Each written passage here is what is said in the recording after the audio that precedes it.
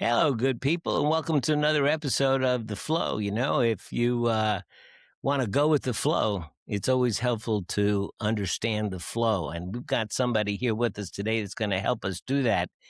And just to pique your curiosity, we know that we're getting a new head of the central bank, the Federal Reserve. We know we're getting that, and we know that there's always a lot of conversation about raising interest rates and lowering interest rates, but how many of us really know how that all works? So we have somebody that's going to help us understand that and understand about politics and what is sustainable and what's not sustainable and what really makes sense, so that when we listen to people's plans and their ideas of how they see the economy, we can evaluate it a little bit with more wisdom. And so Paul Musson is with us today. He has managed literally billions of dollars. He's written a book called Capital Offense, and I love the tagline on it: "Why Some People Benefit at Your Expense." Has a newsletter called Political newsletter, right? Is that it, Paul? Political economy. The political economy. I love the play on words. So, Paul, having said that, if you want to tell us a little bit about yourself, and let's get into the question of what is the Federal Reserve anyway? How does it work, and what's that all about? Okay. Yeah. Well, first of all, thanks very much for having me on your show. I've been looking forward to this conversation. So, just briefly, my background, um, as you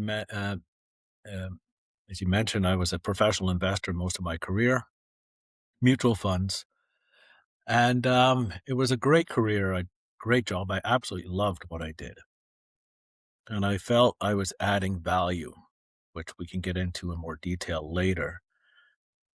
But a free market capitalist system, the way it's supposed to work, is not entirely working that way these days. But the way it's supposed to work is you are only supposed to benefit to the extent that somebody else is benefiting from your actions. You create capital, somebody else creates capital, you fairly exchange that capital with each other using money. And we can get into details on that. Increasingly, that's not happening. There's still a lot of good things going on in the economy, don't get me wrong. But there's a lot of bad things going on that is leading to this absurd levels of wealth inequality. So I started witnessing this starting to happen around the early 2000s. Um, and it's through central banks, through the Federal Reserve, and then central banks around the world follow their lead. And I was fairly naive at Wait, first. let's just hold there a second. Hmm. And we hear this term central bank. Yeah. So, I mean, let's just, some of us have heard it and some of us have an idea, but when you say the word a central bank, what do you mean by a central bank? What is Okay. a central Yeah. bank? Okay. So the central bank effectively controls the amount of money that's in the economy. Now, they can't do it on their own. They need the commercial banking system, so JP Morgan or Chase or whatever, to help them. So, what the central bank does is they create what's called base money. So, these are bank reserves. And it's not really important to know exactly how they do it. They do it by buying bonds or buying assets in the marketplace. But so let's say they buy $1 billion of bonds from JP Morgan. The central bank will hold those bonds on their balance sheet and they will credit JP Morgan's account at the Fed with $1 billion of reserves. So these reserves are base money that only the central bank can create. Once JP Morgan has $1 billion of bank reserves in its account at the Fed, it can then use those reserves to create deposits out of thin air. So it can then create $1 billion of deposits or loans to its customers. So that's the only way that JP Morgan was able to create those loans, is because the Fed created $1 billion of reserves for JP Morgan. So now JP Morgan, let's say they make $1 billion of loans to its customers. Those customers will go out and spend that money. That money gets deposited in other banks. So let's say the whole $1 billion of loans get spent by their customers and deposited in other banks. Those other banks will then come to JP Morgan and say, okay, we have these checks from your customers. We need the reserves to back that up. So JP Morgan will transfer the reserves from their bank account at the Fed to the other bank's bank account at the Fed. Maybe this is too much detail, but that's sort of how it works, Wait, how wait, money wait. is created. Okay, so let me just see if I kind of get this. So the central bank says to JP Morgan, we want $1 billion in bonds. Now, do they pay for those bonds? Do they purchase those bonds? They do so with And is the it by an accounting entry that they do exactly. that? That's all it is. So it's not real money, it's No. just an accounting Well, entry. it ends up becoming real money. But it's just an accounting entry. It's just digitally created out of nothing. And when JP Morgan then takes that accounting entry of $1 billion that they have in their bank allegedly, they then loan it to somebody else by transferring that money to their bank. So they're the reserves themselves. So the reserves that JP Morgan has at the Federal Reserve, those cannot be lent out. They are the base, if you will, for the loans that JP Morgan creates. So JP Morgan can't create a loan unless it's got reserves to back it, or will. Oh, okay. So that's an accounting entry as well. It is. So either they have to have the reserves or be confident that they can find the reserves very quickly. So they might create a loan. So they might create a loan. Reserves, is the bond, let's imagine we were back on a gold standard, okay? Just to kind of understand it. So basically the central bank creates a reserve, which would be the equivalent of like the loans is, if we were thinking in physical terms, would be like gold. Yeah. And they say, we've got $1 billion that we're holding for you. Now that we have that gold, so to speak, which is the bonds, Yeah. you can loan that money out. Yeah. And that's backed by the gold. Correct. I mean bonds. Yeah. And so then JP Morgan then makes an accounting entry to the bank of the person who's going to buy a house. And they then give that to the seller with an accounting entry, which is called a check. Yeah. And then that check comes back to JP Morgan, right? Yeah. And then JP Morgan has to transfer the gold over to that other bank. Their bank, of course. So and in so the past, the central bank is the place where all the gold is being held, and when it all gets transferred around. Now, what happens if JP Morgan's reserve of $1 billion drops below $1 billion because they've been transferring it to other banks? Well, then they can make fewer loans. So if their reserves go down to zero, they can't make loans anymore. Unless they're confident they're going to be able to obtain reserves. How does the central bank decide how much bonds they're going to purchase or how much gold they're going to hold in reserve for JP Morgan? Yeah, so the Federal Reserve, I mean, the system has changed since the great financial crisis. But effectively, the central bank or the Federal Reserve is going to create they'll create the amount of reserves based on demand from the commercial banks. So when the commercial banks are making loans, they'll go to the central bank and say, hey, look, we need more reserves. The Fed will come in, buy assets, and create more reserves. But they will keep an eye, they will target also an interest rate. They effectively control short-term interest rates, the central bank. So they will target an interest rate that results in steady growth in the economy without causing too much inflation. So they try to strike that balance of growth, but not too high growth. And this interest rate is called the neutral rate of interest. Now, it's very different from something called the natural rate of interest. The natural rate of interest is the rate of interest that is determined by millions of people, of businesses, with their own capital, their own skin in the game, making their own risk return assessments, decisions. How much interest do I require from that company to lend them my money for 5 or 10 years? And when you've got millions of people all making these risk return assessments, you end up with what's called the natural rate of interest, the rate that results in the optimal allocation of capital, the most wealth being produced in the economy. So let's say it's up here. Let's say it's 5%. Could we also call that a market rate?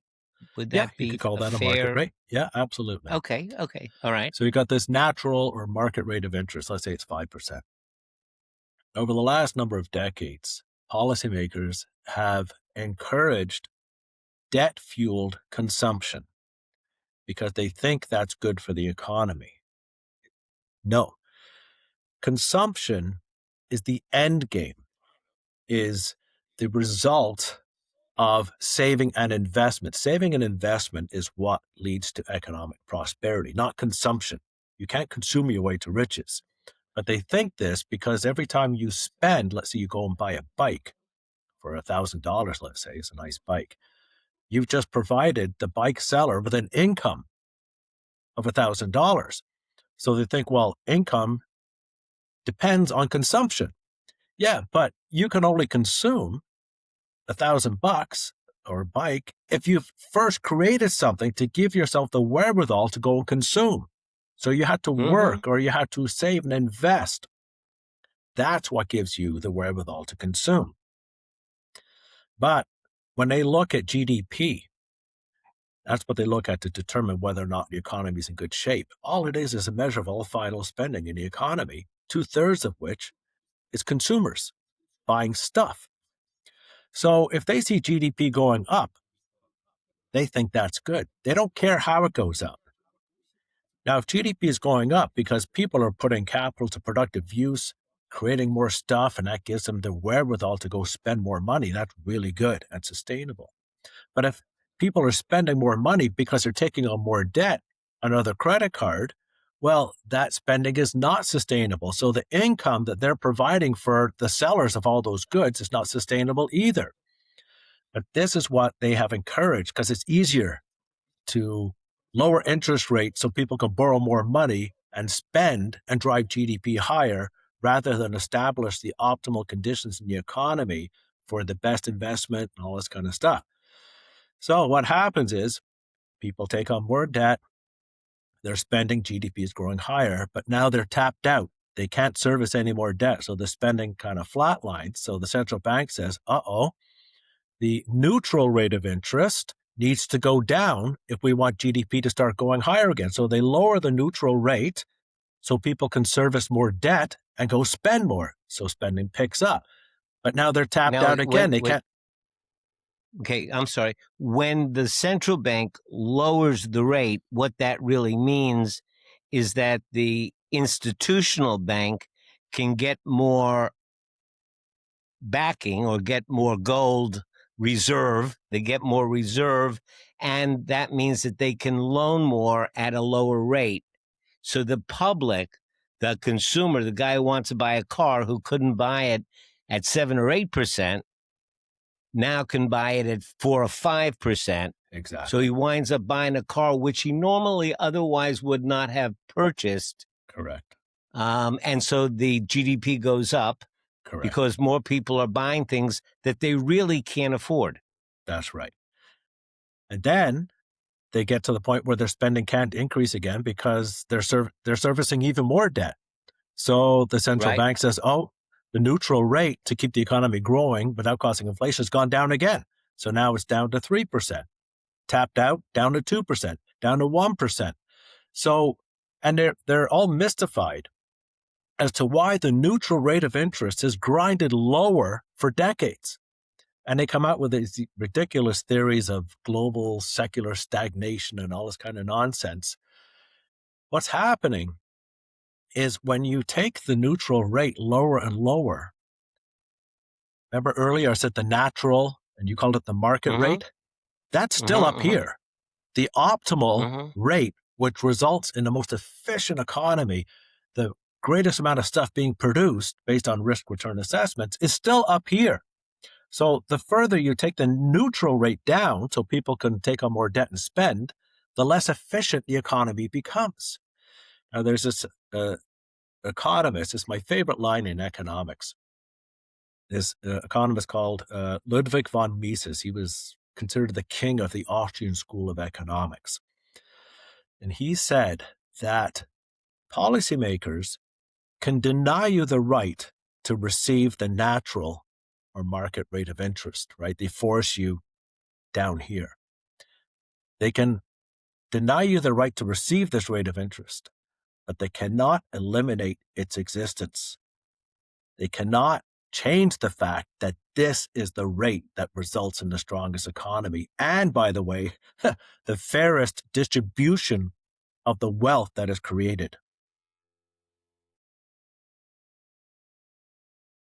So, okay, so let's talk about this question. If there is this narrative that we want to continue to grow the gross national product, the GNP, we think it's good. There's a narrative that says growth is good no matter what. We Mhm. just want to have more GNP and more GNP. Well, it sounds to me like a little kid who just says, "I want more presents at Christmas." And Yeah. um, and that, how can that be sustainable? If you're artificially increasing the amount of people that are consuming, I mean, can the, I mean, forget about the economy. Can the planet sustain that? Well, it depends what you mean. Can the planet sustain it? I think from a social cohesion perspective, no, because I think it's immoral, and I think it's completely unfair. And and these actions of the central banks printing trillions of dollars of reserves, which they really Now, when you started say when you say printing billions of dollars or of reserves, creating. Yeah, yeah, we're not. I mean, we're not literally printing money because on TV correct. we Yeah, see these visuals of thousands and thousands of dollars going through the printing machine at the yeah, Treasury, but that's not how it is. It's just a pen, right? Somebody yes, says we're increasing the bank account at the Federal Reserve. We're going to increase that by $25 billion, and they make an entry, and it's done. yeah. Eventually, we have to have cash somewhere, but no, the amount of actual cash dollars compared to the amount of money that's on the books is minuscule. Am I right? Yeah, it's less than 10% So the amount of actual physical cash dollars money is less than 10% of of the the total money entire supply. Yeah, volume of dollars. yes, Wow, exactly. that's something most people don't know. We And all half, think that dollars and bills, physical dollars, equate to how much money there is, yeah, but that's no, just not true. no. And half of all the dollars or currency, sort of physical form, is outside of the United States. Half of those entries. No, not entries of physical dollar, $20 bills, $100 Oh, bills, $50 bills. Half of the notes are yeah. outside of America. Oh, oh. So we only have 5% of the dollars in Yeah, America well, yeah, that's circulating. right. Yeah, yeah. So, so in terms of wealth inequality, this in a free market capitalist system, there should be some wealth inequality, but it should be based on your contributions to society, on the amount of capital that you decide to produce or are able to produce. So if you and I both own a bike shop and you decide you're going to make 10 bikes a week, I decide I'm going to make one bike a week because I'd rather go bird watching and watch some TV. That's a personal decision. Well, guess what?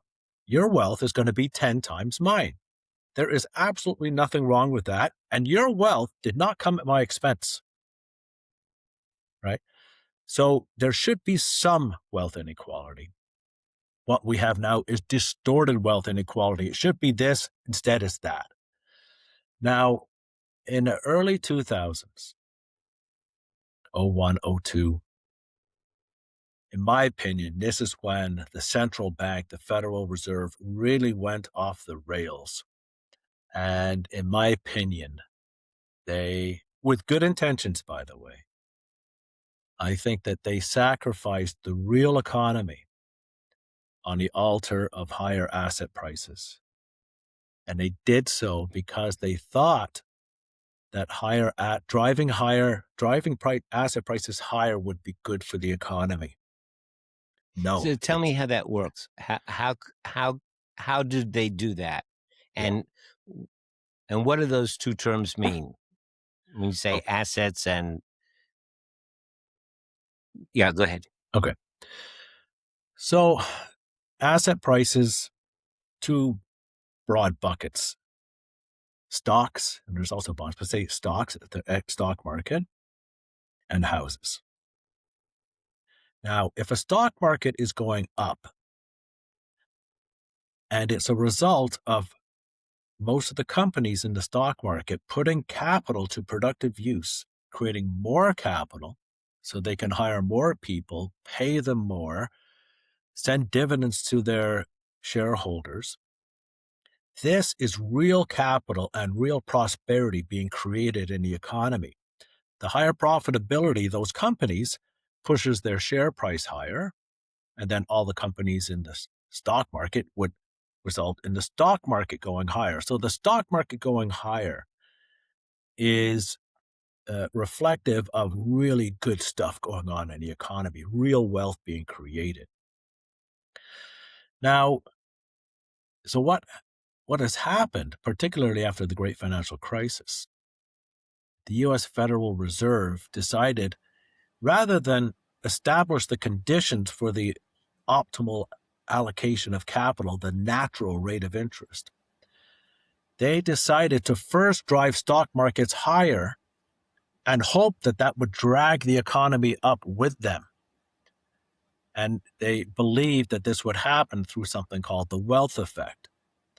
Now, the wealth effect is you see your stock portfolio going higher, so you feel wealthier, so you might spend more money. You might use that portfolio as collateral for more loans and go and spend.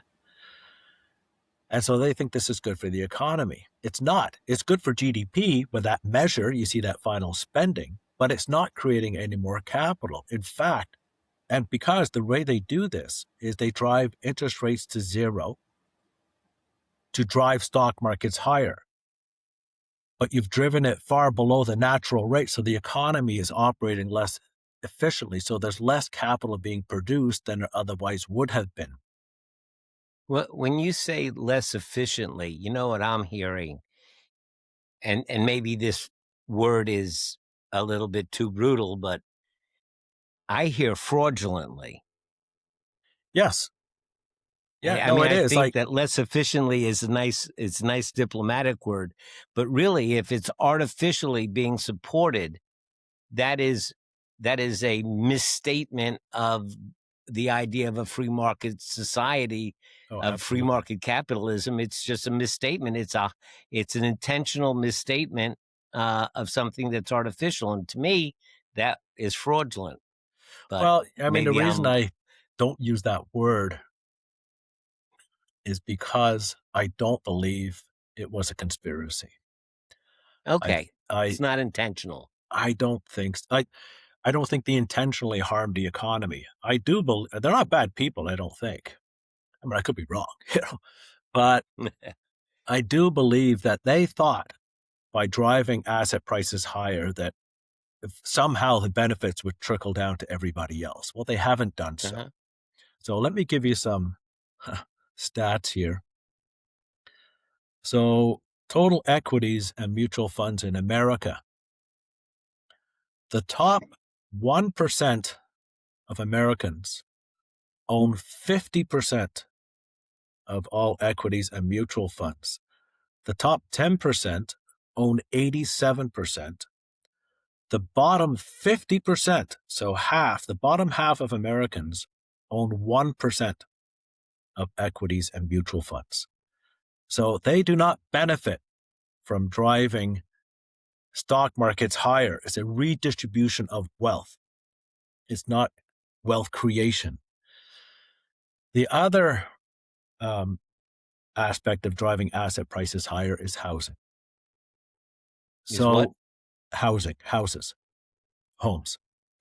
Now, a home or a house has no business going up in price because a house is not a productive asset.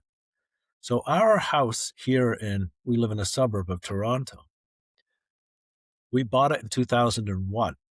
If we sold it today, we would get 4 times what we paid for it in nominal terms. So not inflation adjusted. Now, if in a free market system, you're only supposed to benefit to the extent that somebody else is benefiting from your actions, and my wife make 4 times on our home when we sell it, who else out there is also 4 times better off? Well, not only is it nobody, but it's worse than that. Somebody is 4 times worse off. Our house is not producing 4 times as much stuff as it did 25 years ago.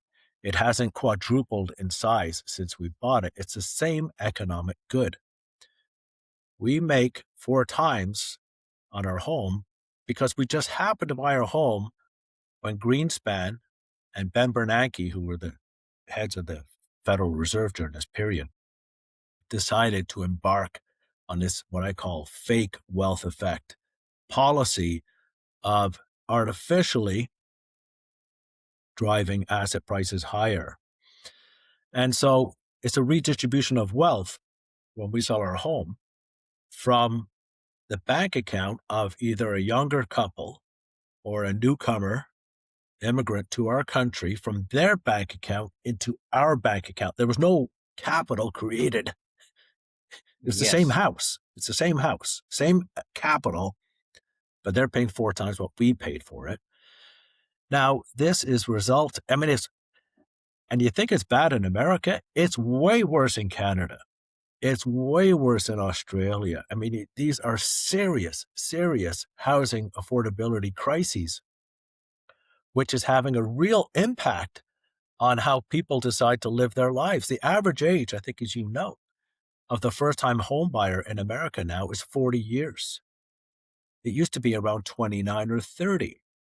Now, there are lifestyle changes that happen over time and whatnot, of course. But the main reason people are starting families later in life is because they can't afford to. Because they can't afford it. And Paul, this was never the there's plan. something, there's something that's just sticking in my mind right now. The lower 50% own 1% of the equities. Yeah. That's just sticking in my mind. That's like that's hard for me to wrap my head around. So basically, what that means is that when this president, or for that matter, any president, is talking about that the economy is doing good, look at the stock market, it really has nothing to do with most of the people.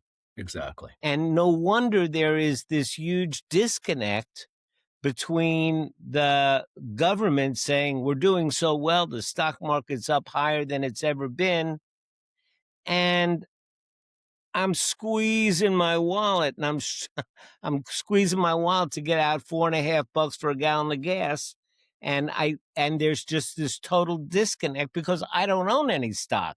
Yeah, exactly. And if I don't own stock, then what the stock market's doing is nothing. So, and it's even worse than that. To me.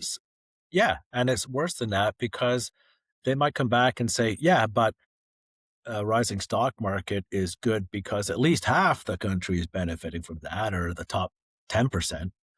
Yeah, but it's fake. I mean, it's not all fake. Don't get me wrong. As I said, there's a lot of good stuff still going on in the economy, companies doing amazing things. But when you see the stock market soaring, it's often a result of massive amounts of liquidity that have been injected into the system by central banks. So the US Federal Reserve over the last number of years they started lowering rates, but they were increasing rates. But there was this $2.5 trillion that was sitting in something called the reverse repo account. This 2.5 trillion was what they printed or created during COVID, and it was sitting in this reverse repo account, not doing anything. So as they were increasing rates and as they were tightening their balance sheet or shrinking their balance sheet, massive amounts of that 2.5 trillion were coming into the economy to inflate asset prices and so part of the asset wealth that's increasing is not because the economy is growing. It's because of central bank actions which distort the economy. So let me take this into like a really like pedantic practical thing here. And the question that's coming up in my mind is, let's say that you have these 500 companies whose stock is continuing to go up, and basically it's doing that because either the Fed is manipulating things or it's going up and up because there's just more people buying stock because they think that it's going to go up higher, so they buy more, and so this kind of bubble is created. But let's say that we're talking about a company here that produces a product. In contract law, we call those products widgets. Yeah. Yeah. Widgets, you know. So Mhm. it's producing these magnificent widgets, but and its stock price is going up, and things are and has plenty of money available to it. And let's say the government comes along and say, well, this is a job creator, so we want to give them the ability to build another factory and to expand so that they can hire more people, and it will eventually will benefit things. But here's the thing that I that seems to be a fly in the ointment. What if the demand for the widgets doesn't go up? Mhm. Now they have this flow of money coming in, this increase in their wealth effect.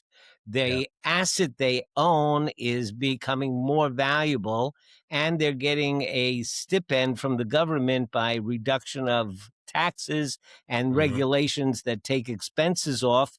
But my factory currently can produce 1,000 widgets a day, and my demand is 900 widgets a day.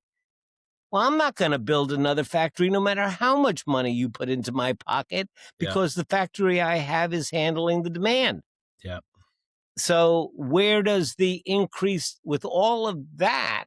Where does the increase of demand come from? It seems you got to put more money in mom who's going to the grocery store so she buys more coffee Yeah. or more widgets. Yeah. Then it seems to me that if mom is buying more widgets and she's getting a widget now as a gift, and she's giving away widgets because she's got plenty of money to buy those widgets, and now my demand has gone up to 1,200 widgets a day, I don't think whether I get a tax break or you take a regulation off or you do anything, I'm darn well going to build another factory Yeah. because I can't meet the demand, and I'm going to build another factory no matter what my economic situation is, as long as I've got the money to do it. I'll Yeah. take out a loan if I have to because the demand has gone up. So is that a big fly in the ointment for this whole idea that you're not producing what you call value?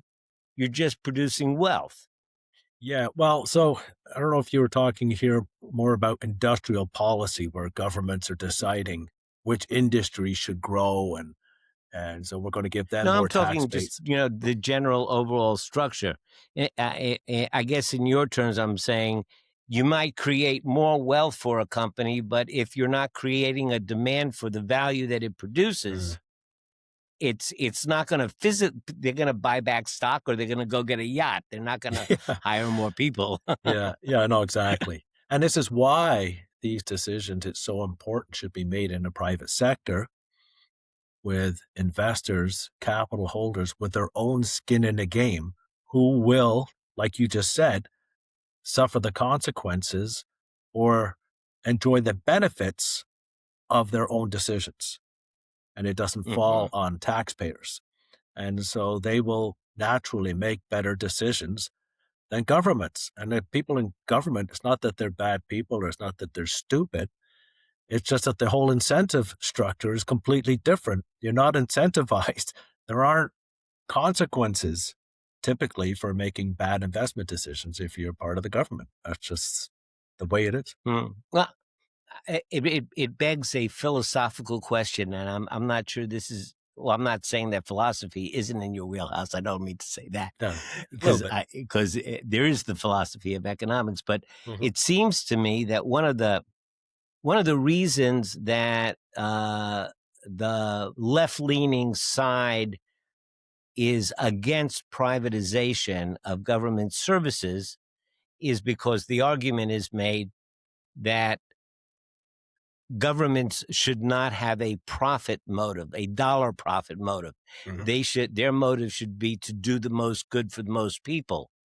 And so they are against like privatizing prisons because you shouldn't have a profit interest in having more inmates, Yeah, you yeah, know, yeah, for example. yeah. But once government starts to play around with economics, I guess the inference from the argument I just made is that the driving motive of politics is to stay in power or to increase power, Hmm. whereas the driving motive in the market is to profit from value. Correct. And when you start looking at a motive of politics to be reelected and increase my power, it's not really a profit motive. And Yeah. so they are affecting their decisions affect the economic world in a way that is not perhaps consistent on a motivational level with what an economic model ought to run on. Am I Yeah, making no, any no, sense? exactly. I agree 100% with everything you said there. And like, I'm not a libertarian by any means. I'm not anti-government. I believe government has, very important roles to play. Hmm. And but not when it comes to making investment decisions. And companies, there's a term in economics that says the consumer is sort of the king that or queen, the sovereign consumer. This consumer determines your fate as a business. Now, if you want to succeed as a business, you need to create capital that other people value and will willingly exchange the capital that they produced for your capital. So it's the creation of capital. Like, are you really adding value to society or not? And if you're not, if people don't value what it is you're producing, well, then you've either got to do a better job of it or go produce something else or go work for somebody else who is producing things that people value. And there should be no coercion here. It's all voluntary exchange of capital through the medium of exchange called money.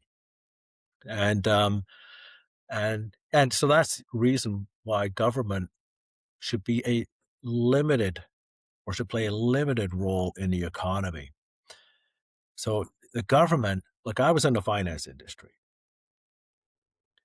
and we are similar to government in that neither of us really produce capital.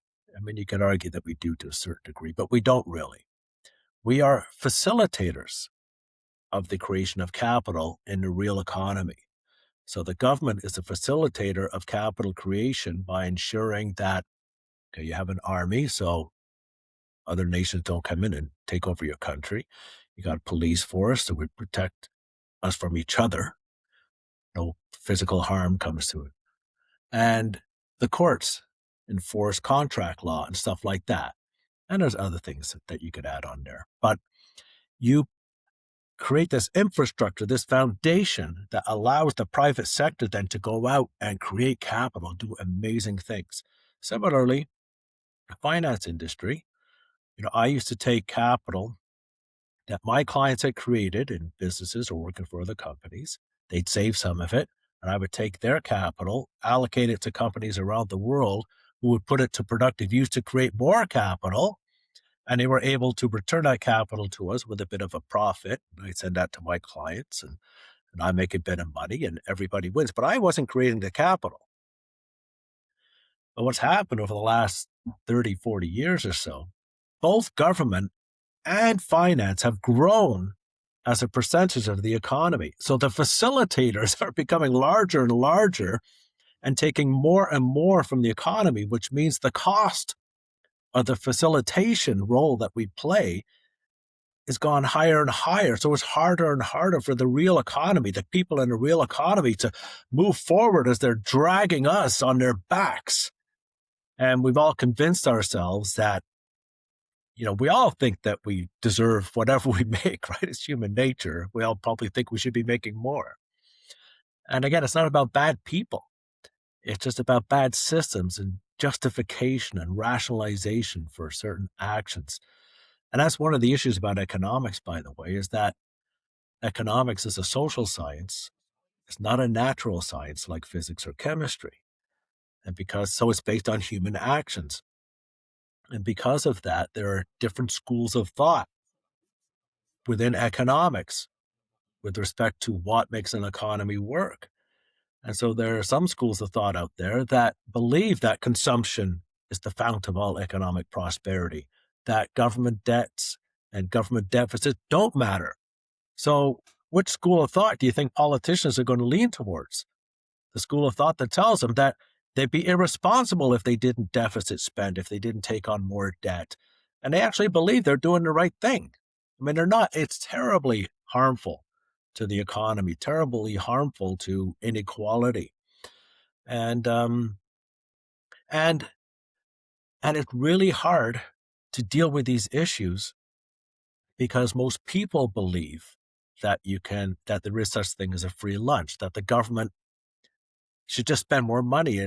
The government doesn't create any capital of its own, right? Any capital that the government spends or consumes itself, it first must obtain from the private sector, and it does so in three ways: taxation, borrowing, or creating money. Whenever they increase the money supply, they extract capital from the private sector. And can I explain how that works, Bob? Sure, It's very please. easy to understand. Key is that you have to be able to differentiate between capital and money. They're not the same thing. They're both very important, both required for an economy to grow, but capital is most important. So capital is whatever people produce. So you're making bikes, I'm making suits. We're creating capital, but we don't exchange them with each other directly. It's not a barter type system. It's an indirect exchange. You sell your bike for $1,000, then you use your $1,000 to buy my suit. So let's say you make 10 bikes, you sell them for $1,000 each. You got $10,000 sitting in your bank account. That $10,000 effectively is temporarily storing up the 10 bikes of capital that you created, right? You're going to use that $10,000 to, let's say, to go on a nice vacation at the end of the year. What gave you the wherewithal to spend that money and go on a vacation was the fact that you created 10 bikes of capital that other people valued. They gave their capital to you for your 10 bikes. Now you can use that capital to go pay for your vacation. It wasn't the $10,000. The $10,000 is just storing up your 10 bikes of capital until you spend that money. So now let's say, before you get a chance to go on that vacation, the central bank doubles the money supply. Now, when it doubles the money supply, when it creates money, it does so out of thin air, like we talked about earlier. It doesn't first create capital to obtain that money. So that newly created money has no capital stored up in it. Your $10,000 has 10 bikes of capital stored up in it. But as soon as that new money comes into the economy, it obtains capital by extracting capital from the rest of the money already in existence. So as soon as the new money comes into the economy, it takes 5 of the bikes of capital that's in your $10,000 and puts it into the new money. So now your bank statement still says that you've got $10,000 in your bank account, but instead of storing 10 bikes, it's only storing 5 bikes. So now your Well, $10,000.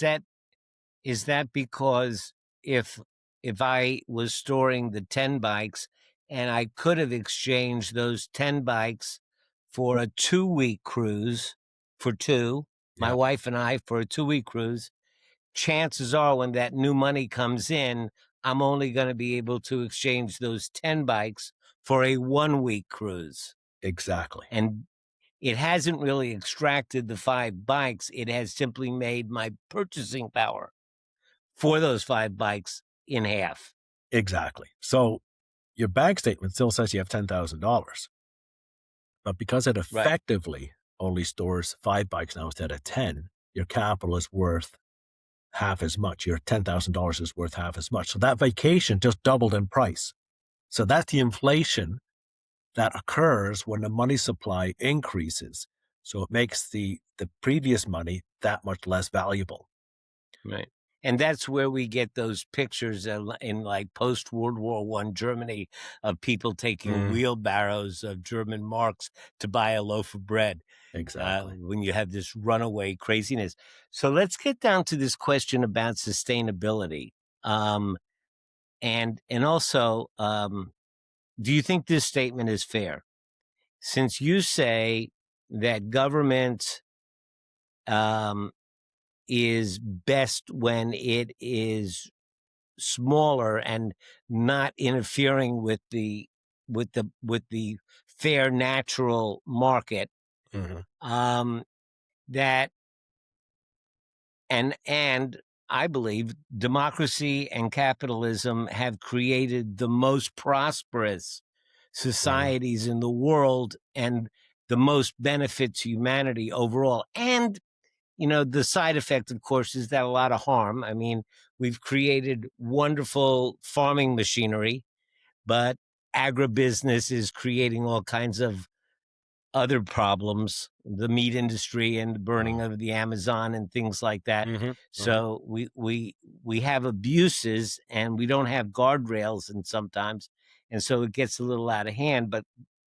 having said that, it still has created the most benefit and the most prosperity. But when a central bank expands and becomes a central planning unit, like in authoritarian governments like China, like Russia, where everything is decided in Moscow or in Beijing, then government um, has acted in a way that's not the most prosperous and beneficial way. Um, am I on the Yeah. right track here? Yeah. That's what I So believe. the more democratic and the more free the market is, but then opponents of not opponents, but people that are critical of free market say that, and even like in the law, being a lawyer, I can tell you we have something called adhesion contracts. What's A that? contract can be voided. It can be voided when it is found to be between people who don't have even reasonably even bargaining power.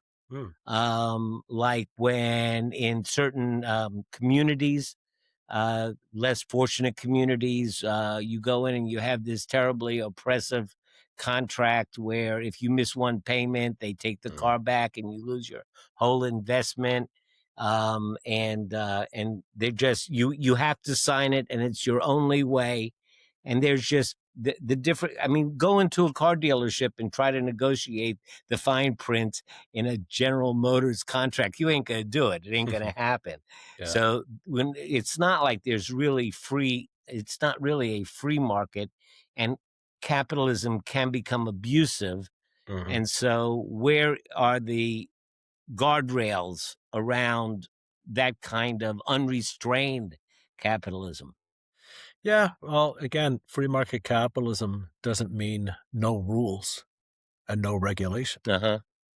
That's a misnomer. You need to have rules, and I sort of liken it to a game of hockey.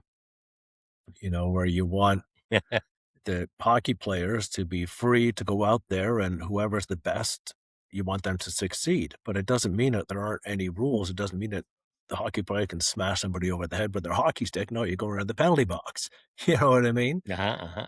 And Uh-huh. so, yeah, so I'm a big believer in rules. I'm a big rule follower, by the way. I don't like breaking any rules, you know, government, private, whatever. I just, Mhm.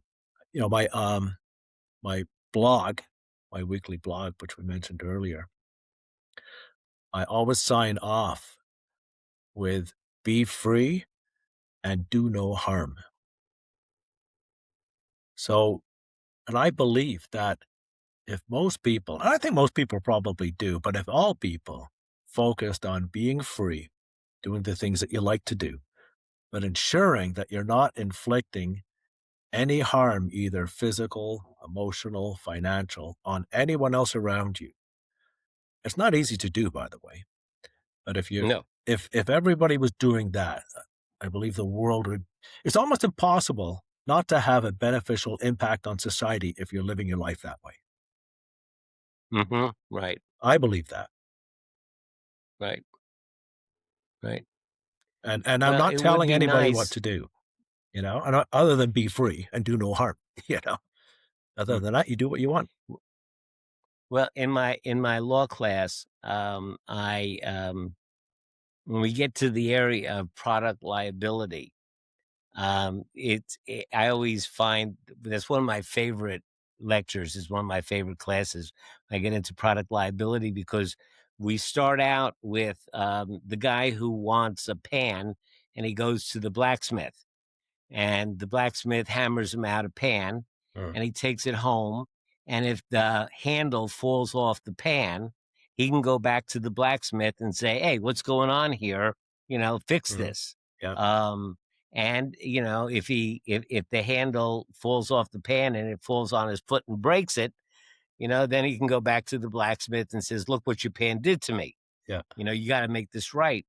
But now, when the blacksmith in our current society, when the blacksmith makes his pan and then he sells it to the jobber, and the jobber gives it to the wholesaler, and the wholesaler takes it across the country and across the English Channel over to France and sets up his little stall in Paris and sells the pan in Paris. And the guy who buys it in Paris now uses the pan, and the handle falls off and it falls and it breaks his foot. Who's he going to go, yeah. go, go to? He's certainly not going back to the blacksmith.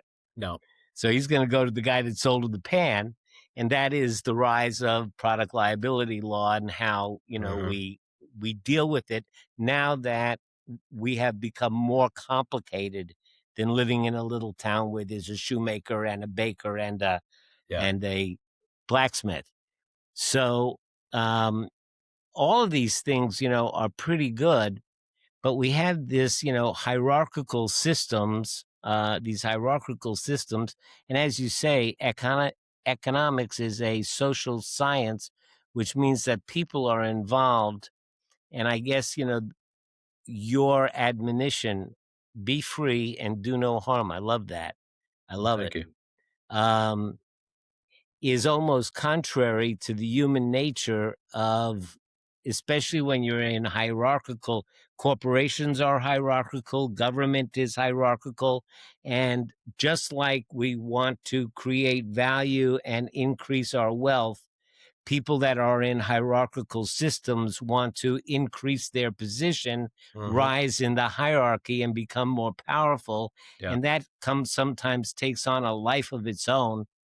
And so, I think we always have to fall back on exactly what you say. And I think that if we can leave folks with that one admonition, "Be free and do no harm," um, not only, would we have a better society and a better culture, but I think you'd even be happier. I believe that 100%, and I believe that most people are good people, have good in them, and they like seeing other people succeed and like helping other people. But bad systems bring out the worst in good people. And that is the great danger right now that so maybe just finish off on this. So the divide, as you know, in America is terrible right now. Mm-hmm. So when I put this on my blog recently, looking at presidential approval ratings, as you might expect, it's completely along party lines. So Mm-hmm. 85% of Republicans think Trump's doing a great job. 5% of Democrats think he's doing a great job. With Biden, it was the opposite. In the 1950s, 49% of Democrats thought that Eisenhower was doing a great job. In the 60s, 49% of Republicans thought that Kennedy was doing a great job. Was doing a good job. So there were differences, as there should be, but it was Mm-hmm. this, and we've gone to this. And Mm-hmm. I don't believe my theory, my belief is that it's the monetary system that is pitting people against each other that is causing this divide. So people don't know why they're suffering and why other people seem to be making out like bandits. So, well, if I'm a Republican, I'm going to blame Democrats, and if I'm a Democrat, I'm going to blame Republicans, and you just get further and further apart. You can't even talk, and then it becomes this generational divide. So boomers versus the next generation. It becomes this wealth divide, the top 10% versus everybody else, or it becomes the, um, people born in America versus immigrants. But, it's awful what's happening. And I think when people understand what's going on, when you understand motives, incentives, I think with that also comes great empathy. Like, Mm-hmm. you get less angry, and Yes. we're in Toronto. We've got a condo in South Palm Beach in Florida, and we've got a lot of friends down there, both Republican and Democrat, and they're all beautiful people. They agree on Mm-hmm. probably 95% of the stuff, you know. We can't talk to each other. We're not going Yeah. to fix Well, anything until we I start think talking to each other. I think that everything in life is on one continuum or another, Mhm. with the extremes of the continuum living difficult lives with full of anger. Mm, And in the middle, it's not. And the continuum that I think that we're talking about right now is this one. On one side, you have the feeling life is competitive and I need to get mine, mm, my family needs to get its, my state, my country needs to get theirs, and life is competitive and we've got to get it. On the other side, you have people who feel, well, and not only that is it competitive, but there's not enough to go around mhm. and we have to get ours. Yeah. And it's a sense of scarcity. On the Mhm. other end, you have a sense of la la kumbaya. Everything is beautiful, and we could just work cooperatively and everybody could work together. There's enough to go around. We could all live wonderful lives. Neither is absolutely true. And as you move towards the middle, um, you can respect the other. As I always would say to folks, I don't make any secret of it. I'm a tree hugging liberal. Mhm. I would feed everybody when I pass somebody begging in the street. I will turn on. I will drive off of the expressway, off the exit, and go back to give Wow. the guy a couple of bucks. I mean, that's me. Yeah. Um, Good for you. but I always respected and loved the old Republican Party, the Mhm. fiscally conservative Republican Party, because I knew that they're going to watch out for the pocketbook. So Mhm. I didn't have to. I could Yeah. be my free giving liberal. I could feed everybody in the world, and they're going to watch the pocketbook. Yeah. On the other hand, they always didn't have to worry about the safety net too much because they knew I was there Mhm. and I was going to take care of that. And Mhm. between the two of us, when we talked, they would say, well, you take care. I think, Bob, we can afford to do that, but we can't afford to do this. And I would say to them, yeah, we can help these folks out, and those people are going to have to wait. And we would be able to work it out, each recognizing that the other had a valid perspective. Mm-hmm. But Mm-hmm. where we are today is that we've become enemies of each other. Yes. A- Yeah. Yeah. and it becomes existential.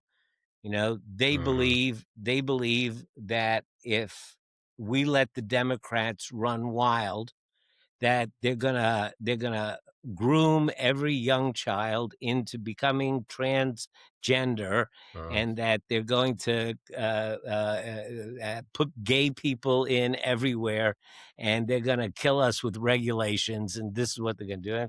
So they're gonna do that, and we think that they're gonna turn the democracy into an autocracy.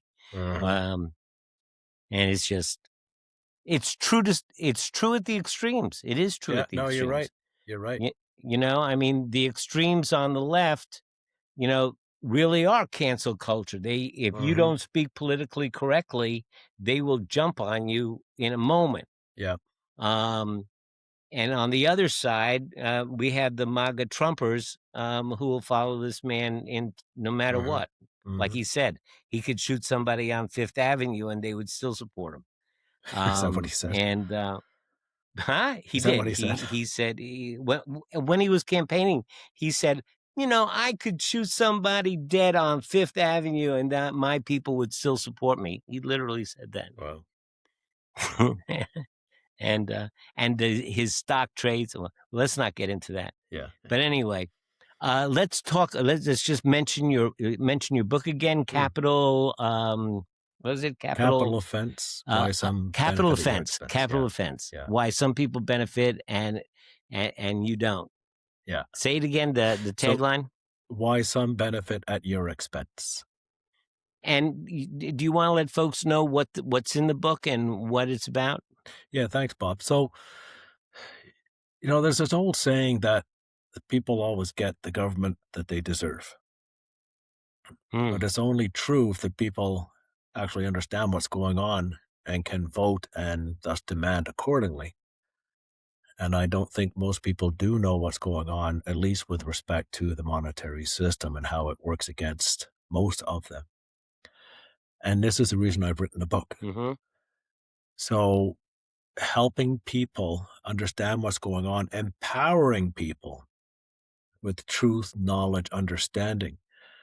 And so, the way the book is written is to very carefully, step by step, take people through what is money. 3 of the first 4 chapters are all about what money is, differentiating between money and capital, like we talked about earlier, bikes and money.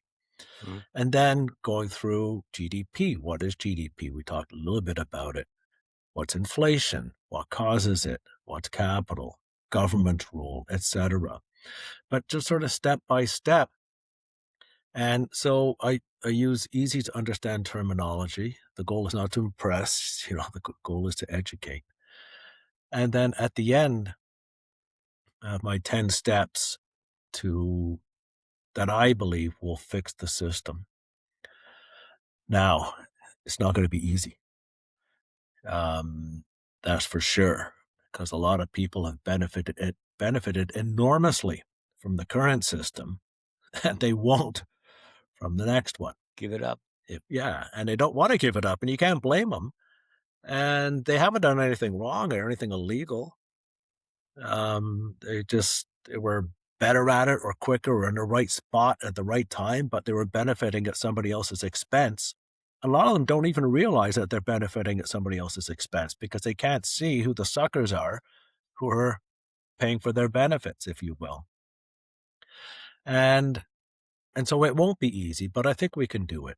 And I think, once you understand what's happening, we talked about empathy earlier on, that I think Americans would be willing to do or go through the necessary steps to fix the system, as long as they believe that we're all in this together, that it's not just me that's going to be asked to suffer and make the sacrifice that, and I see other people that are getting off scot-free.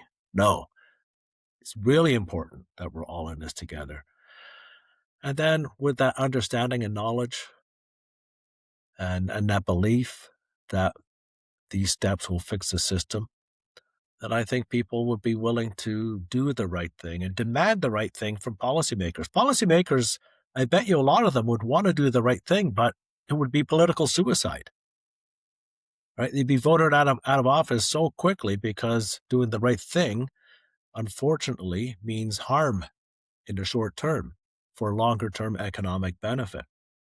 Yeah, especially since the people that most benefit have the most money with Citizens United, they can punch that money, into dark money to support the candidates that are gonna allow them to not have to give up, Hmm. what they've come to enjoy. Yep. Yep. So yeah, it is gonna be difficult, no doubt about it. And let's talk about your blog for a second. Yeah. Thanks, Bob. Tell what can we expect in your newsletters? So it's called Political Economy. So my first name, Paul, Itical Economy. It's a free weekly blog. You just go to my website, political.economy.com. And so each week I write about what's going on in the world, in the economy. So I'll report on companies that are reporting their earnings. So the one I just sent out last night, we talked about McDonald's, we talked about Wendy's, talked about Lowe's. And now I'll pick out little things about what the management is talking about, the state of the consumer and whether they're struggling or not struggling. And you see people trading down, or it might be Dollar General, where for longest time their sales were inching higher. But when you looked underneath, the sales of consumables were going up, but discretionary items were going down because people couldn't afford them. And I've been following Pepsi's price increases for years, and they've gone through the roof. And their volume started going negative because the stuff was too expensive for people to buy. So people are buying less and less stuff. So finally, in the last earnings report, Pepsi announced, or two reports ago, that they're going to start cutting the prices of their Frito-Lay products. They own Frito-Lay. And so it's really, you really get a sense of how the economy is doing by looking at different companies, what's happening. I also talk about some macro stuff and put it in easy to understand terms, either GDP or inflation, what's going up, what's going down, and have some fun with it. And I do a book review as well each week. The book I just finished reviewing, so I'll do a couple of chapters a week, was called False Dawn by George Selgin, and it's about whether or not the New Deal policies during the 30s helped or restricted economic recovery. And did the Second World War really bring the US out of the Depression, or was it something else?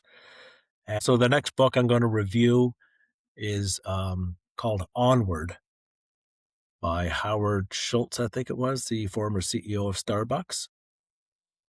And he came back in 2008 to manage Starbucks because it was going downhill. And yeah, so just stuff like that. And Sounds great.